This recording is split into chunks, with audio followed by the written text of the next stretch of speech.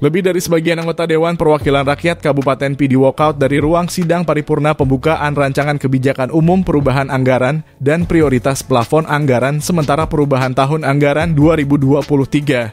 Hal itu bermula ketika sidang akan dibuka oleh Ketua DPR KPD Mahfudin Ismail, tetapi diinterupsi oleh anggota sidang Jumat 15 September 2023. Ketua DPR KPD Mahfudin Ismail yang memimpin sidang mengatakan bahwa dirinya saat ini masih ketua yang sah. Selain itu, pergantian ketua disebutnya memiliki mekanisme. Pantauan habaaceh.id. Saat Ketua DPRK menyampaikan pidato pengantar paripurna tersebut, tampak anggota Dewan ramai-ramai meninggalkan ruang utama sidang termasuk Wakil Ketua 1T Saifullah dan Wakil Ketua Muhammad Soleh.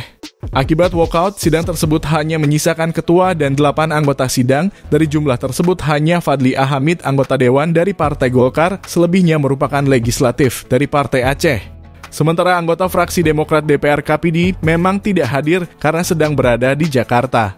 Meski demikian, PLT Sekda Pidi Samsul Azhar juga membacakan pidato pengantar Bupati Pidi dalam penyampaian rancangan KUPA dan PPASP Kabupaten Pidi tahun anggaran 2023.